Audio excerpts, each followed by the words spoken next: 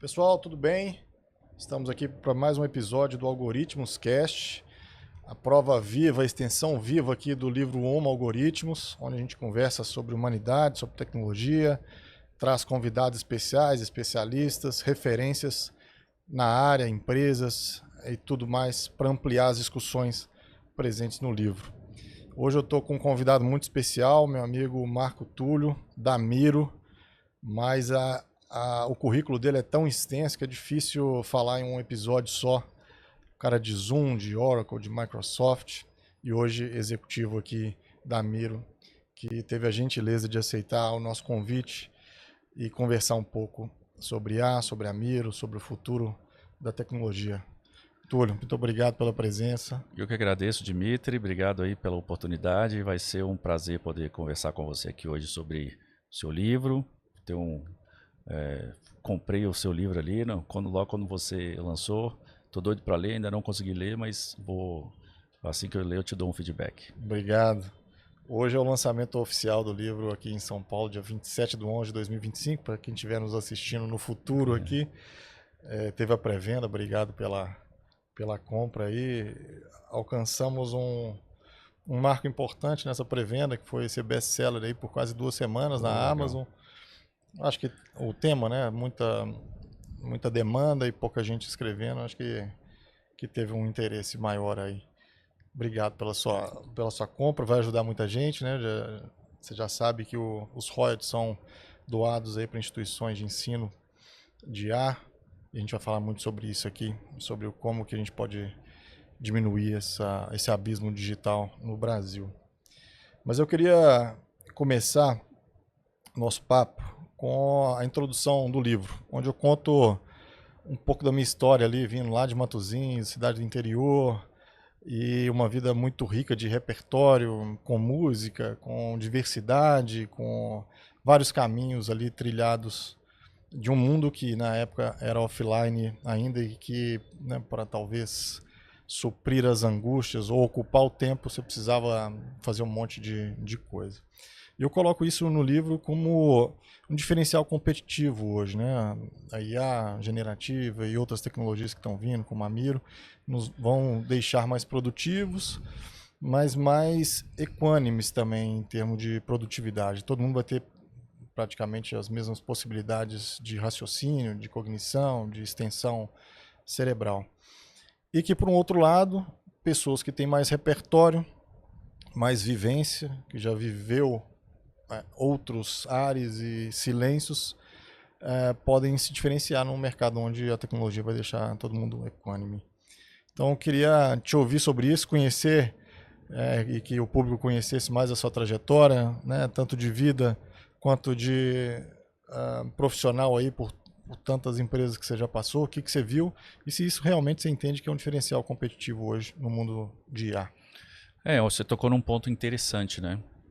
A humanidade, ela sempre caminhou no sentido de adaptar, né, de evoluir. Então, a gente não vivia em cidades, passamos a viver em cidades, a gente era mais, vivia mais no campo, né? E adaptar essas novas tecnologias ainda eu vejo ainda como a gente está bem eu não diria nem na infância, a gente está no embrião desse processo de evolução que a gente vai ter, que na minha visão a gente vai acabar em algum momento se fundindo com a própria tecnologia, sabe?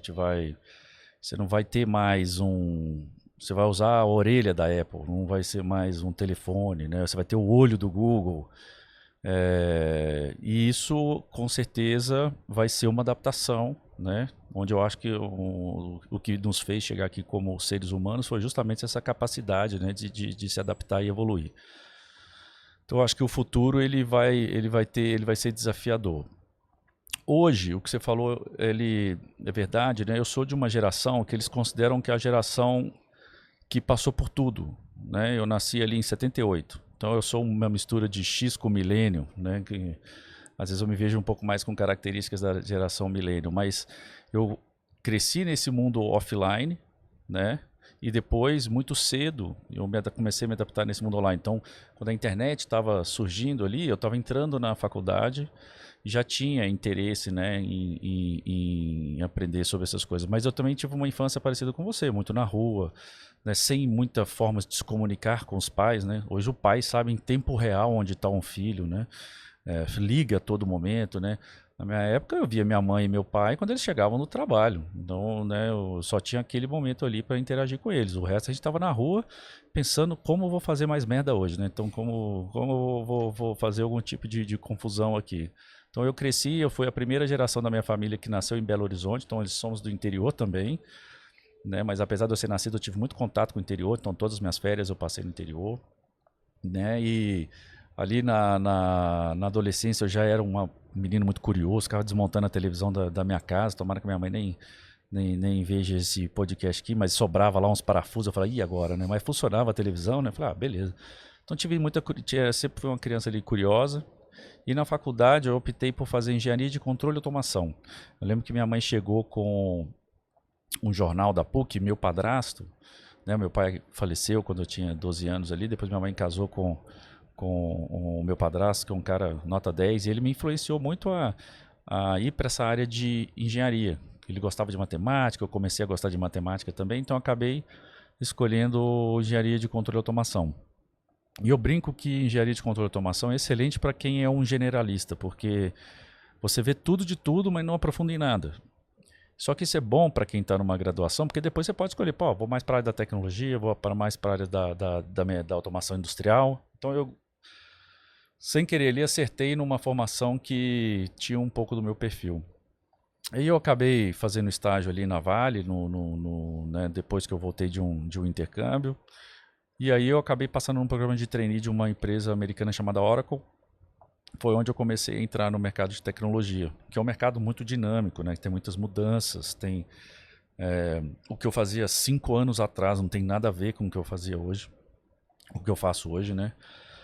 E isso acabou moldando um pouco ali minha trajetória profissional. Então a Oracle foi o pilar onde eu aprendi muitas coisas. Depois eu passei por empresas como Microsoft, Salesforce, Zendesk, Zoom, Snowflake, e agora estou na mira, né? Então eu diria que minha especialidade, vamos assim dizer, é trabalhar com essas novas tecnologias quando elas chegam aqui no nosso mercado na América Latina. Sim. E você entende que esse repertório, então, de vida e profissional te coloca numa posição de ser tão desejado hoje pelas organizações que estão chegando, né? Você é um cara desbravador, né? Muitas das empresas que chegam no Brasil chegam por você. Eu acabei tomando gosto. Eu comecei nas grandes, né? Eu comecei como diz ali, na Oracle, depois passando lá pela Microsoft. Então, essa formação com as grandes aí foi bem, bem importante para a minha carreira.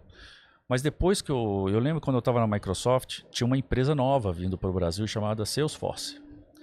E na época ninguém conhecia. E eu já acompanhava a Salesforce, eu tinha lido um livro de um escritor que foi funcionário da Salesforce, chama Aaron Ross. Ele escreveu um livro chamado Predictable Revenue, que era uma forma de você gerar receita previsível através de prospecção, e isso era uma metodologia muito adotada na Salesforce.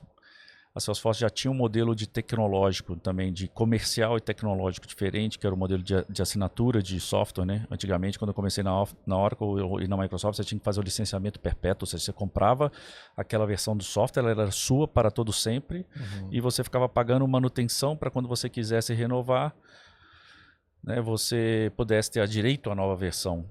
E o SaaS, ele mudou muito isso, né? Ele fez com que a escala se tornasse muito maior, porque você consolida todo o seu custo em um único lugar e você consegue fazer o rateio desse custo com todos os clientes. Então, barateou muito o custo de software.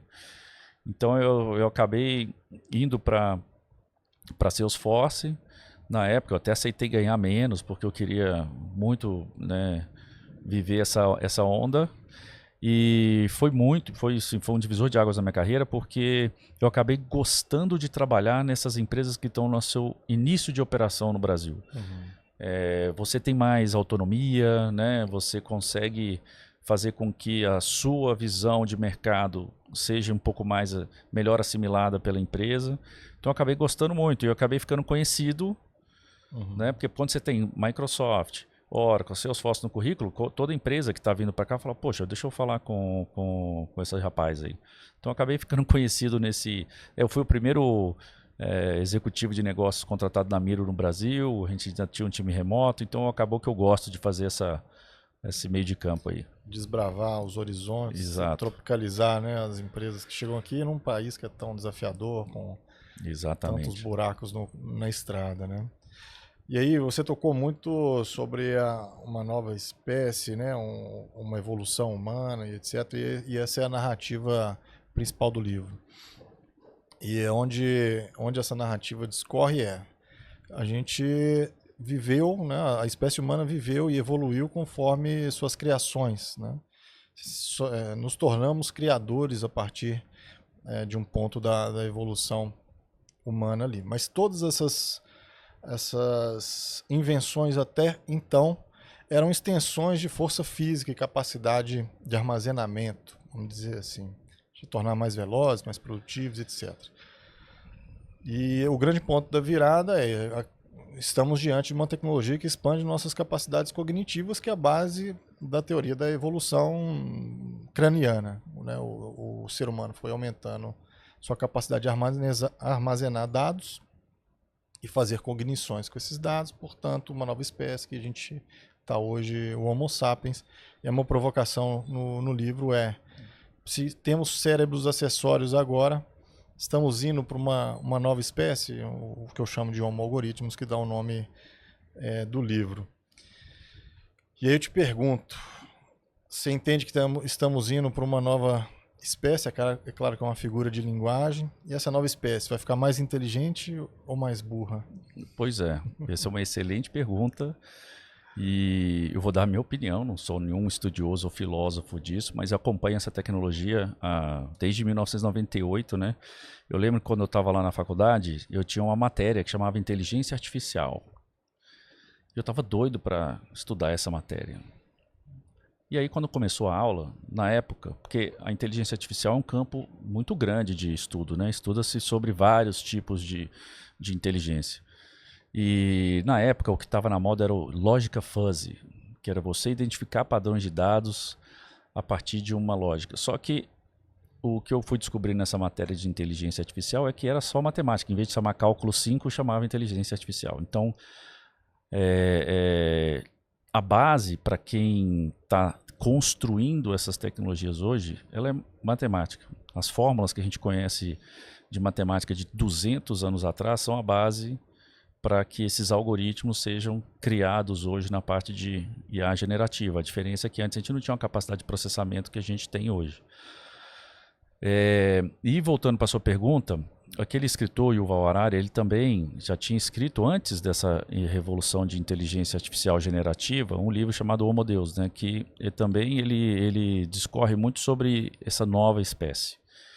E eu acho, na minha visão, que sim, vai ter uma nova espécie. Ela vai ser mais burra ou mais inteligente? Eu acho que organicamente ela vai ser mais burra, mas ela vai se fundir, né, com esses... Porque, vou dar um exemplo. Imagina que o Elon Musk agora está desenvolvendo lá o Neuralink. Quando sair um chipzinho que você vai instalar no seu cérebro que você não esquece mais nada, você vai querer usar ou você não vai querer usar? Então o ponto às vezes as pessoas falam muito de previsões apocalípticas sobre o fim da humanidade usando tecnologia, que eu não sei se está certo ou se está errado, mas o ponto é que nós, seres humanos, estamos indo para essa direção. Então toda vez que se lança uma nova tecnologia, né, ou algo do gênero, é sempre adotado em massa, porque essa tecnologia facilita a nossa vida, né? Então eu acho que sim, que no futuro meio que a gente está se adaptando aí para ser uma nova versão do Homo sapiens aí. Legal. E você acha que existe um risco de, com essa evolução, talvez a terceirização da cognição cerebral, a gente perca algo que você acabou de dizer que você desde a infância, que é um ser curioso, e a curiosidade é uma chama que moveu a humanidade a desenvolver ferramentas e essas todas as invenções que buscamos aí e que entregamos à humanidade. Você acha que essa chama apaga, diminui, continua?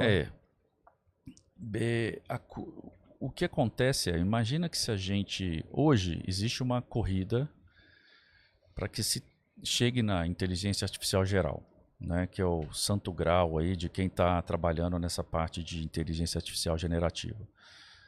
Se vão ser os LLMs, que são tipos de modelos que fazem hoje o que a gente chama de IA generativa na parte de texto, a gente ainda não sabe. Então, um dos maiores pesquisadores do mundo, chama Ia Kun, ele é o head de pesquisas de IA na Meta. Ele já está indo para outra direção do que LLMs. Né? E o mundo hoje está investindo pesadamente em uma nova infraestrutura de processamento para treinamento dessas IAs. Então, você tem uma empresa como o Google, que pega a cadeia de ponta a ponta, né? Então ele tem desde o chip dos servidores, das máquinas, o Google fabrica tudo, né? Então ele tem uma linha que concorre com a NVIDIA. Então a empresa ele está conseguindo verticalizar toda a sua, vamos dizer assim, a sua produção para essa parte de IA.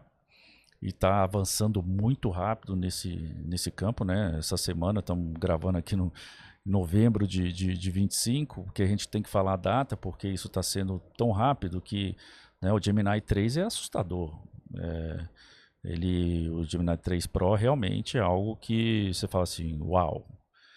E isso não ter como ser utilizado por seres humanos para aumento de capacidade. Eu concordo com o que você falou. Hoje, ser burro ou inteligente vai deixar de existir esse termo, porque todo mundo vai ser super inteligente, principalmente com inteligência artificial geral. Então, imagina, você vai ter um óculos que você vai ter dúvida de qualquer coisa e você vai ter resposta. Você não vai ter mais dúvida. Né? Você não vai conseguir fazer cálculos complexos. Eu não sei, eu te diria que assim, de novo, eu não sei se isso me preocupa ou não. Isso vai mudar muito o jeito como que a gente interage com o mundo. E por isso que eu acho que vai ser uma nova espécie, uma nova evolução, porque eu não vou conseguir compreender esse mundo. Porque eu vim de um mundo onde eu tenho a curiosidade para aprender e eu tenho que ter esse conhecimento comigo. Só que isso não vai ser mais necessário. E aí? Né? Agora, esses algoritmos, se eles são artificiais ou naturais, a gente está criando uma inteligência. E se eles vão nos controlar, é muito fácil, porque o ser humano concede qualquer coisa por facilidade. Né? Então, a gente concedeu aí, né, ficar com sobrepeso porque não queria mais fazer a maçaneta do carro subir, porque não queria subir uma escada, elevador. Então, tudo que traz facilidade para a gente, a humanidade ela adota num ritmo assustador. Então, eu não sei se no futuro as pessoas elas vão querer ser curiosas ou passar por que a gente passou na infância, porque não vai ser necessário. A mesma coisa do seu pai falando para você que você não trabalhou na roça. Então, poxa, e você não sabe de nada porque você não trabalhou na roça. Meu pai ficava falando isso, me levava na roça lá. Aqui, como é que mata o porco e tal, mas isso nunca foi necessário no meu dia a dia, né? Sim, perfeito. Eu tenho no livro eu discuto um paper da Boston Consulting Group com Harvard, que fizeram um estudo bem amplo em uma empresa com centenas de milhares de profissionais e analisaram as suas interações, né, com IA e a produtividade. E classificaram em dois grandes grupos, centauros e ciborgues. Né? Centauros, aqueles que terceirizavam suas tarefas à IA, esses pioraram de performance e emburreceram. Terceirizavam, não faziam nenhum tipo de curadoria, simplesmente apertavam um botão e deixavam o output fluir. Mas os ciborgues, que é os que interagiam, né, com a máquina em tempo real, traziam sua capacidade de raciocínio junto com a máquina, a performance foi infinitamente maior. Eu acho que a grande discussão hoje é como treinar a população, os profissionais a interagirem e não terceirizarem. Né? E aí vem os gadgets e os IoTs, né? Você falou do óculos, eu acabei de comprar um de uma startup chinesa que já é isso. Né? Já vem as respostas, teleprompter, tradução simultânea no óculos.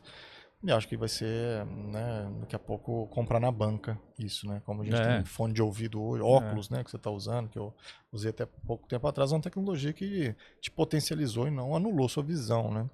Acho que essa é uma grande discussão que a gente precisa fomentar, e aí daqui a pouco a gente vai falar um pouco mais sobre uma questão social, que essa oportunidade é muito clara para uns, mas uma grande escuridão para outros. A gente vai chegar lá.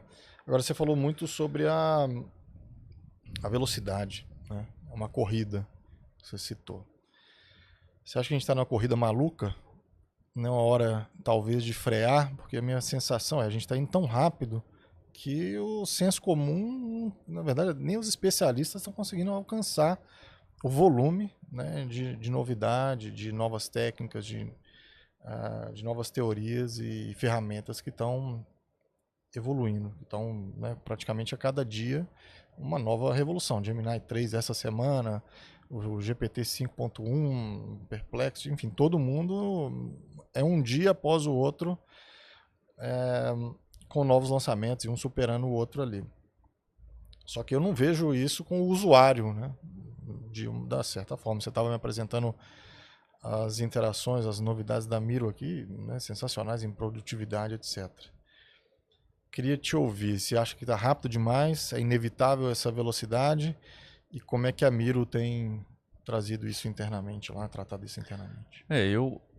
Eu acho o seguinte: primeiro tem os dois tipos de corrida. Primeiro é a corrida da infraestrutura. Então, ter acesso ao hardware que faz essa parte da... Porque o modelo de IA generativa ele tem duas fases muito importantes, que é a fase do treinamento e a fase da inferência, né? Então, quando você está gerando esses modelos de linguagem, muita gente até não entende, mas ele não aprende com a sua conversa, ele não usa os seus dados para aprender com você, nessa parte do treinamento, né? O treinamento tem que ser um conjunto muito específico de dados que... tem que ter o labeling deles, então assim, e essas IAs elas são pré-treinadas, né? Então elas já partem de um conjunto de dados de treinamento. E isso é na parte de infraestrutura. Então a NVIDIA, a empresa que está valendo mais que o PIB do Brasil, porque é a única que tem uma placa de processamento de IA, que na verdade a NVIDIA foi criada para processar gráfico, mas um pessoal ali em 2010 hackeou essa placa de gráfico para fazer o cálculo para machine learning, né, que é a base da tecnologia que a gente usa. E aí eles, tem um mercado aqui. Então essas placas foram muito utilizadas para fazer os cálculos na blockchain, agora com a IA. E a NVIDIA está meio navegando muito assim, confortável, porque a tecnologia deles realmente é uma tecnologia diferencial. Mas tem várias empresas que estão surgindo, a própria OpenAI está investindo em infraestrutura, né, em empresas de hardware. Então isso é uma corrida que eu acho que no médio e longo prazo vai ser muito importante. Ou seja, quanto essa infraestrutura for evoluindo, melhores modelos vão chegar. E tem a outra parte que é a parte da aplicação dessa infraestrutura, que a mais conhecida hoje aí é a OpenAI com o seu famoso chat GPT. Só que para cada versão desses modelos, o treinamento custa em torno de $100 milhões. E demora às vezes 8 meses para fazer um treinamento. Então eles estão construindo data centers cada vez maiores, mais poderosos, para encurtar esse tempo de treinamento. E se você acha que está rápido agora, nos próximos anos vai aparentar mais, porque essas infraestruturas estão sendo construídas. Então teve o projeto Stargate anunciado pelos Estados Unidos, que eles querem construir $500 bilhões em infraestrutura para treinamento de IA. E eu acho que é uma corrida que não tem como desacelerar, porque existe um medo geopolítico, né, de quem descobrir a inteligência artificial geral vai controlar, né, a geopolítica mundial, porque você vai ter uma IA que se autoprograma e que vai descobrir novas coisas sozinha. Porque hoje a IA, como ela é baseada em treinamentos do passado, né, ou seja, dados que a gente tem, se você pede para ela fazer um problema novo, ela não sai muito do outro lado. Então, por isso que hoje você precisa de pessoas que estão utilizando a IA com conhecimento, porque senão você não vai saber fazer o prompt ali, né? Muitas vezes as pessoas não entendem que o seu prompt é a base, ou seja, o seu prompt é uma matriz que vai multiplicar pela matriz de treinamento. Então, se você multiplicar essa matriz com uma probabilidade errada, ele vai fazer uma pergunta, uma resposta meio genérica. Então, o seu prompt é muito importante, por quê? Porque ele é uma parte da equação que gera a resposta. Porque para cada palavra que ele está te cuspindo ali, na verdade não é nem palavra, a gente chama de token, ele está fazendo uma conta. E essa conta é feita com base em cima do seu prompt. Então, hoje você tem que ter uma inteligência para gerar o prompt, né? E voltando para a questão da corrida, eu acho que isso vai se intensificar, vai acelerar e não tem como voltar, porque acabou virando uma corrida geopolítica. Então, os Estados Unidos não quer que a China chegue primeiro no AGI, a China não quer que os Estados Unidos chegue, a Rússia está ali quietinha, mas um dos melhores matemáticos do mundo são russos, né? Então, eu acho que não tem como parar isso, apesar de achar que tem que ser regulado. Como bons mineiros, é um trem sem freio. É um trem sem freio.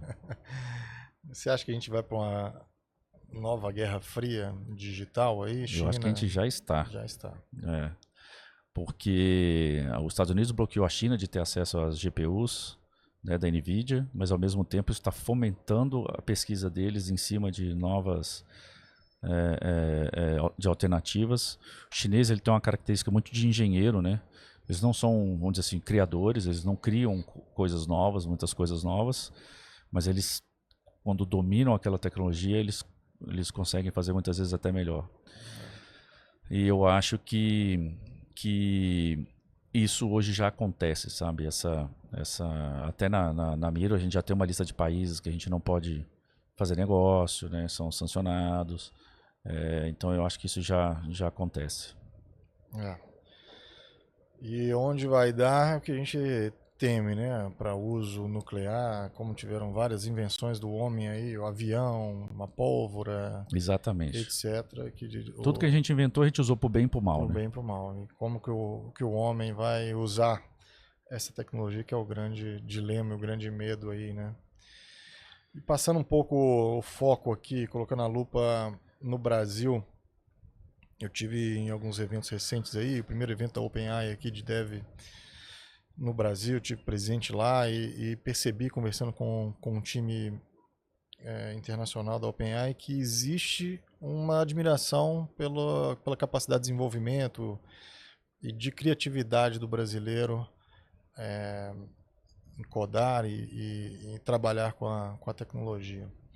O Brasil é o segundo em uso de APIs da OpenAI, de códigos, etc. Eu senti que isso pode ser um novo samba, um novo futebol brasileiro aí, né? Usar a capacidade tecnológica, mas com o tempero brasileiro. Não vou nem falar jeitinho, porque tem uma conotação pejorativa aqui. Nas suas andanças aí, no seu dia a dia com as grandes empresas de tecnologia, você vê que isso pode ser um diferencial, um produto de exportação brasileiro? O que acontece na IA é que hoje a gente é muito usuário, né? A gente ainda não tem nada, ou seja, não nada, seria até uma injustiça com esses cientistas, mas a gente ainda está engatinhando do ponto de vista de você conseguir dominar a infraestrutura e dominar a construção de IA generativas, né? Então isso é uma coisa que a gente não está na corrida, a gente ainda não, né? A gente ainda não está. A gente teve até uma iniciativa de fazer a Amazônia, né, que era o Amazon IA, mas é uma parte de treinamento ainda muito fraquinha, mas não menosprezem os cientistas e a capacidade do brasileiro, porque a gente sabe se virar muito, lida muito bem com escassez e a gente adota a tecnologia muito rápido. Na Miro também, o Brasil é o quarto país do mundo em adoção de número de usuários da Miro. Caramba.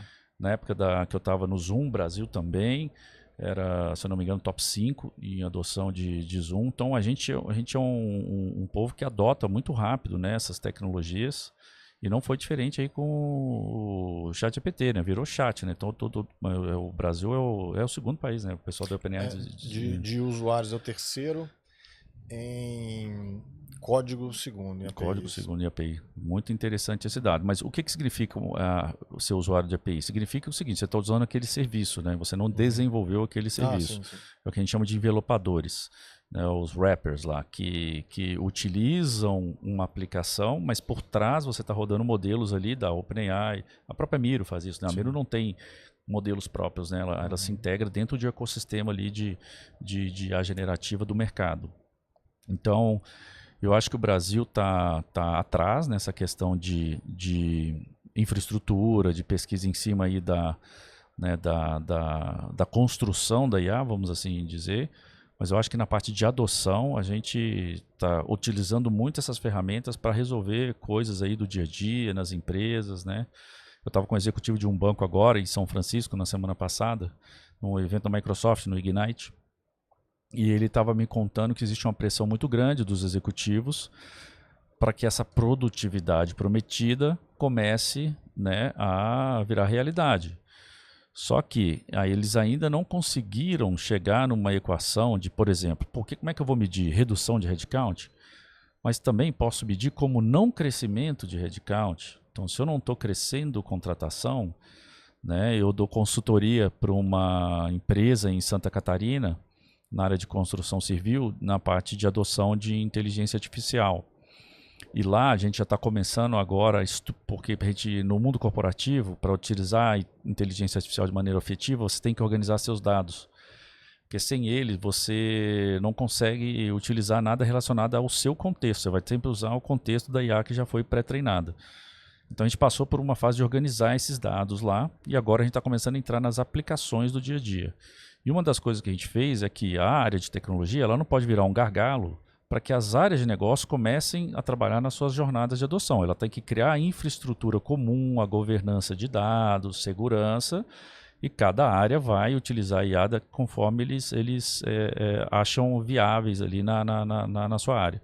E lá a gente agora está começando a fazer uma reunião mensal de cada área, tem que explicar para a diretoria como que está utilizando IA. Legal.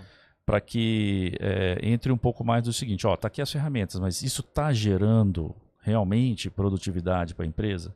Né? Então a gente está vendo esse movimento agora um pouco mais de, primeiro, né, a área de tecnologia ela sempre corre atrás dos buzzwords, da tecnologia em si, e depois isso vai sendo adotado aí nas empresas, e a generativa não está sendo diferente. Já está entrando até num ponto aí do tipo de questionamento do tipo, cadê? Ninguém está mais inteligente aqui dentro, não estou vendendo mais. Mas se vê muito ganhos de produtividade, sim. Você entende que um obstáculo para a adoção é a falta de entendimento da alta administração? Como é que você tem transitado nisso? O que você vê de maior obstáculo? É treinamento da base, a adoção da agenda estratégica? Como é que você tem visto isso? Eu acho que é um pouco dos dois, porque, querendo ou não, a cultura da empresa diz muito sobre como que algo vai ser adotado ou não. Então, nesse grande banco que eu estava conversando lá, eles têm uma cultura de tecnologia hoje bem enraizada. Então, as pessoas olham para a tecnologia com um olhar diferente. Mas, ao mesmo tempo, se você não tem os executivos entendendo dos possíveis ganhos, não adianta o pessoal lá embaixo estar utilizando, né, IA para seu ganho de produtivo individual, porque isso acaba não gerando, né, vamos dizer assim, um grande impacto. Então, tipo, o cara pode utilizar, responder e-mail com IA. O quanto isso é produtivo ou não? Você já ia responder o e-mail.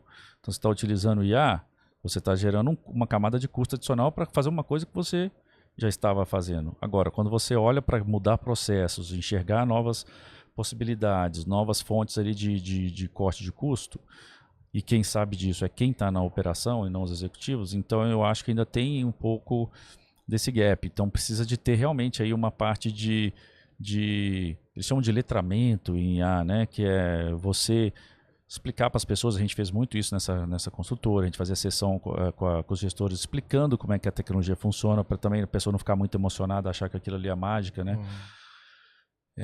Entender as limitações, né, da IA generativa, por que um engenheiro não pode confiar cegamente numa resposta sobre um procedimento ABNT, né? Porque o procedimento ABNT, às vezes a IA generativa pode responder errado, mas ao mesmo tempo ele pode sumarizar 30 documentos de ABNT, colocar a referência de cada um, você conferir e você realmente, né, ter mais tempo. Então, a gente está começando a tentar criar indicadores lá de que, então o meu tempo de projeto diminui se eu usar.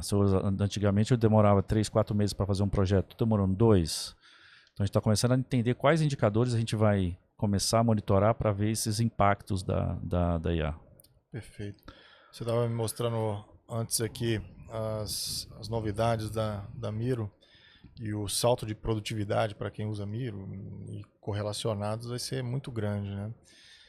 Como é que vocês estão vendo o futuro aí da Miro e onde ela pode ajudar na governança de dados e de IA das organizações hoje? Esse é um ponto interessante porque a Miro surgiu em 2011 na Rússia por um time que fazia muita consultoria para empresas de marketing e publicidade, só que eles eram remotos. Então, às vezes, ele queria fazer um desenho, só que ele tinha que fazer num flipchart, mostrar na webcam, isso não ficava legal, né? Então, eles tiveram a ideia de que se criar ali um canvas online. A Miro começou dessa forma, né? Então ela ganhou investimento, aí mudou sua sede para Amsterdã, depois entrou capital americano, ela teve que abrir uma sede também nos Estados Unidos. E ela foi evoluindo até chegar a esse ponto que a gente está, de ser que a gente chama de um AI Canvas, né? Que é um canvas onde você tem todo o uso de inteligência artificial. Então, como que a gente se posiciona hoje? A gente se posiciona no ciclo de aceleração do desenvolvimento de produtos. Então, como que a Miro hoje ajuda e faz parceria com as empresas a lançar produtos mais rápidos? Não só produtos digitais, produtos físicos, né? Qualquer tipo de produto. Então, hoje no Miro, você sai da parte de ideação para uma parte de prototipação muito rápido, em minutos. E isso acelera muito o ciclo de desenvolvimento dos produtos. Então, hoje a Miro, ela tá, isso é novo na Miro, né? A gente lançou isso em outubro desse ano e a gente já está tendo uma demanda grande, né? Eu fiquei até lisonjeado aí na semana passada com essa visita que a gente fez no Ignite, porque um dos executivos desse banco falou, olha, teve 2 visitas que me impressionaram aqui em São Francisco. Uma foi em Stanford e outra foi com vocês. Show. Então a gente ficou assim, pô, legal. Por quê? Porque isso ataca diretamente a parte de lançamento de produtos desse banco. Né? Então a Miro tem se posicionado agora nesse segmento. Eu entendo que ele pode equacionar a velocidade de demanda e oferta, né? Uma demanda cada vez mais necessária e veloz de produtos e de adequação à jornada do cliente e de necessidades do cliente que estão mudando a cada segundo, Exatamente. provavelmente, com a rapidez de entrega, né, da ideação à prototipagem, que pode demorar e ser multifuncional e multimodal ali, demora meses até você ter um protótipo que talvez na hora que estiver pronto já nem é necessário mais. Exatamente. Né? Ou então ficou mais ou menos e você não quer falar, pô, demorou tanto para ficar pronto, vai assim mesmo. E aí a chance de não aceitação ou de errar demais sem tempo de correção de uma outra versão acaba tirando boas ideias aí do campo, né, e de bons produtos. Hoje em dia o mercado está muito dinâmico, Dimitri. Então, muitas vezes demandas, por exemplo, um app bancário vai ter demandas que não veio do mundo bancário. Né? Então, gamificação, por exemplo, é uma demanda de geração Z, mas não tem nada a ver com banco, isso é uma tendência. Então, você ter essa habilidade de reagir rápido a mudanças, de seu time de produto incorporar essas mudanças, isso é fundamental hoje em dia. Né? Então, o TikTok Shop foi lançado, se não me engano, há 6 meses atrás, 1 ano atrás, e já é uma das maiores plataformas de venda do mundo. Então, como que um varejo, por exemplo, vai se adaptar a um movimento desse? Então, essa dinâmica hoje, a tecnologia está deixando tudo mais veloz e as empresas elas têm que se adaptar a essas demandas porque o foco hoje tem que ser a experiência do cliente. Né? Então, se ela mudou, você tem que mudar. Tem que mudar. E negócios muito robustos, né? Virar um navio, como hoje estou, né, num grupo de shoppings onde o varejo está sendo transformado a cada segundo e como que eu viro esse navio a ponto de refletir isso na base e meus lojistas, né, não sofreram com essa mudança tão rápido. Eu tive recentemente num evento do Mercado Livre, do TikTok, do YouTube Shop, então todos estão migrando para lá, o social commerce, né? Isso aí. A gente está aqui hoje conversando, isso aqui pode virar uma grande loja. Claro, porque você não pode fazer a intermediação disso, dos seus lojistas de físicos, para o mundo online. E numa conversa vira a própria loja, né? Isso aí. O tênis que eu estou usando pode virar um link nessa conversa, o relógio para outra, o seu óculos para, né, quem estiver assistindo e se sentir interessado ali, e os gatilhos de consciência de compra eles vão cada vez mais próximos um do outro, né? A jornada de exploração, a avaliação, ela praticamente fica eliminada e se juntam dois gatilhos instantâneos dentro dessa nova dinâmica. É muito importante essa adaptação. Eu mesmo falava assim, eu não sou influenciado por redes sociais. Esse dia eu vi uma escova elétrica lá. Eu falei, pô, legal esse negócio, né? Cliquei no link, comprei. Falei, não, né? Não é influenciado, não. Todo mundo é influenciado hoje por essas tendências, né? Micro tendências. Aparece uma coisa que tá bombando agora, você surfa aquela onda, depois desaparece. Sim. Igual aquele bichinho chinês lá, Labubu, todo mundo queria o negócio. Quem vendeu ficou super bem. Aí você tem que reagir rápido a essas coisas. Rápido. Exatamente. Acho que essa que é a grande questão. Temos uma questão social nisso tudo, principalmente o Brasil e o mundo subdesenvolvido, né? Outro dia eu escrevi para o Valor um artigo chamado Apartheid Digital, que eu falo nele que eu tenho um sonho, onde, né, toda revolução pode nos ajudar a equacionar diferenças e desigualdades no mundo, onde a gente consegue deixar quem não teve tanta oportunidade na vida de estudar com capacidades cognitivas de quem teve essa oportunidade. Mas, por um outro lado, uma ferramenta que precisa de, no mínimo, saber interpretar um texto e escrever um texto, por enquanto. Né? Em 2025, essa é a realidade. E a gente parte de um Brasil com 30% de analfabeto funcional, sabe ler e não sabe interpretar, 10% analfabeto total e outros 10% que não tem nem eletricidade. Então a gente começa uma corrida com metade da população fora do jogo. Isso num cenário que a gente conhece, né? Dentro da nossa bolha. Existe muito mais além disso. Isso eu estou fazendo uma lupa no Brasil, mas pega a América Latina, já esse buraco expande. Pega num mundo sulista, África, já expande mais ainda. Como a gente, ou o que devemos fazer para que essa revolução toda não seja um abismo definitivo, o grande buraco que vai afastar os mundos desenvolvidos e subdesenvolvidos. Porque a gente tem chegado perto, na minha sensação, né, da nossa infância para agora, o Brasil desenvolveu bem, a classe média aumentou, Brasil, China e etc. Mas se a gente tem uma tecnologia que tira metade do jogo, esse buraco daqui a pouco é inalcançável. E aí nossos filhos vão viver um mundo completamente diferente. Como é que você vê isso? O que precisamos fazer para não deixar esse buraco abrir? A desigualdade social ela sempre foi uma ferida no Brasil, né? Sempre foi algo que a gente tem, eu acho que ainda vai ter por um bom tempo. E aí existe dois pontos conflitantes existe um futuro utópico da tecnologia, que é onde a gente não vai precisar nem de dinheiro, porque tudo vai ser tão barato e acessível que você não vai precisar nem de trabalhar. Existe esse nirvana tecnológico aí,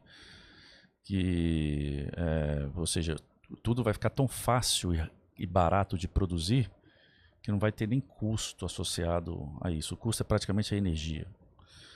Existe outra que é mais a realidade. O Elon Musk fica falando desse futuro aí, que não vai precisar, porque existe hoje, né? Eu estive em Austin esse ano, onde fica o escritório da Miro, e a Tesla já está testando o robotáxi. Né? Ou seja, você já pega o Waymo, que é o táxi, o Uber sem motorista. Beleza, mas eles estão testando lá uma nova versão, que é o robotáxi, que é você vai para o trabalho com o seu Tesla e depois ele vai ficar rodando de Uber aí, né, enquanto você está trabalhando.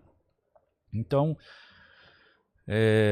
nesse ponto, eu acho que a gente ainda demora, ou seja, onde a gente fazer com que a tecnologia leve igualdade para as pessoas. O segundo ponto é como que a gente pega uma massa de pessoas que, né, como você disse, analfabetas, funcionais, né, e prepara essas pessoas para esse futuro, né, para que elas possam realmente não terem chance nesse novo mundo. Aí eu também dividiria em dois pontos, que é primeiro na formação. Então, quando a pessoa está lá no ensino básico fundamental, os países que estão lá na frente nessa corrida, eles investem muito numa categoria lá de ensino que eles chamam de STEM, né? Que é Science, Technology, Economic e Mathematics. Essa é a base do futuro. E no Brasil, a gente tem muito forte o desenvolvimento das ciências humanas. Nas universidades, até na formação, que não deixa de ser importante, mas não é isso que vai fazer com que essas pessoas fiquem preparadas para o futuro. Então, o ensino de base ele deveria ser mais difundido utilizando essa parte do STEM, né? Principalmente matemática. Então, quando você olha para IA, infraestrutura, um computador não é nada mais, nada menos do que um dispositivo matemático. Mais nada. Ele só entende código hexadecimal e isso só se faz através de matemática, né? Então, o pessoal até acho que confunde um pouco com o papel até da universidade. A universidade ela não foi criada para te ensinar uma profissão. Ela foi criada para avançar o conhecimento. Então, quando você fala de ciência da computação, você não vai lá aprender a fazer um computador. Você vai aprender qual é a ciência para você computar, né, coisas. Hoje é um computador digital. Amanhã pode ser um computador quântico. Já tem computação feita em DNA. Então, a ciência da computação é como você pega o mundo real e coloca em algoritmos matemáticos para que um computador digital, ou um tipo de computador que você esteja criando, resolva isso.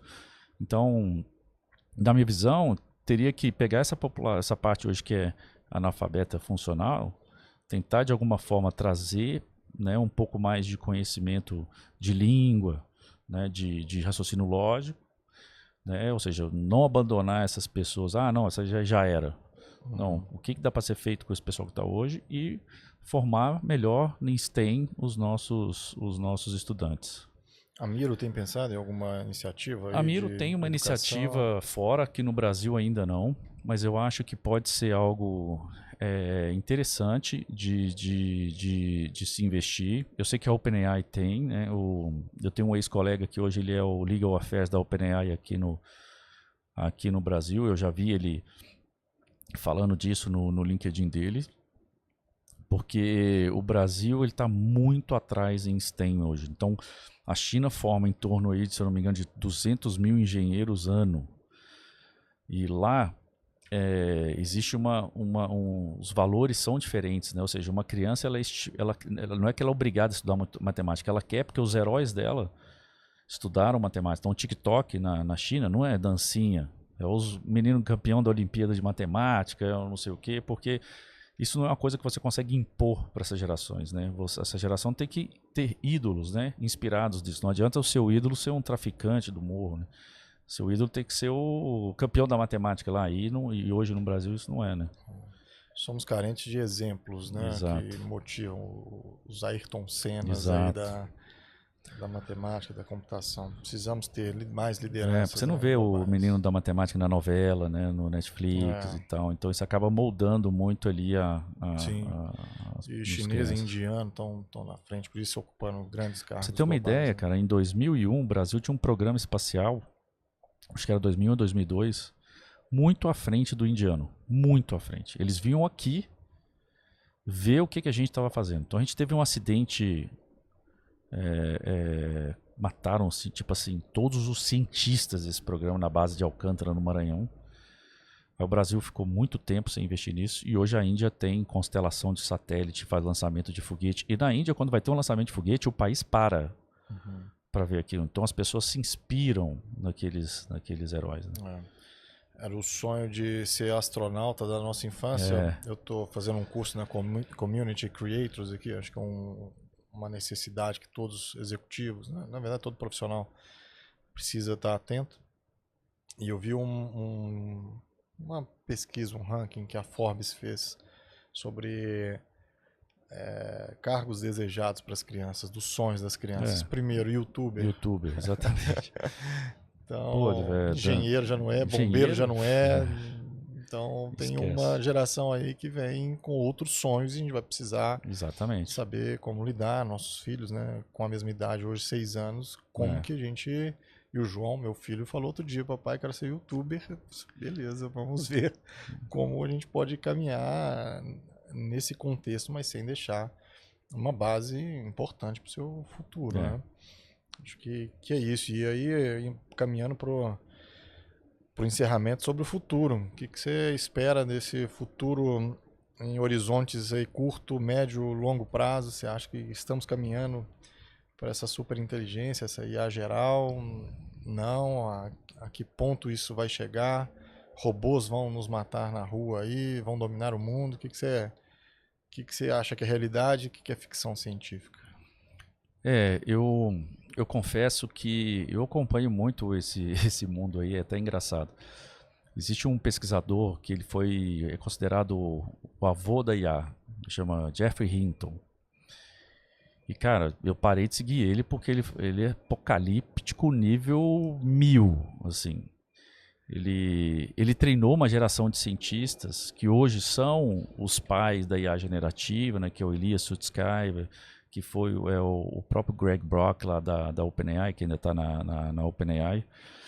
E você vê que esse mundo também está dividido. Os próprios especialistas e cientistas estão divididos num futuro muito apocalíptico e num futuro de abundância, né? De abundância. Eu acho que no curto prazo a gente vai ver, porque, como você disse, os robôs, igual o Exterminador do Futuro, vão chegar e vão te matar. Eu acho que não vai acontecer assim. A IA ela vai lentamente tomando as capacidades humanas, e na hora que a gente perceber, a gente já está mais dependente da IA do que tudo, igual a gente é de um smartphone.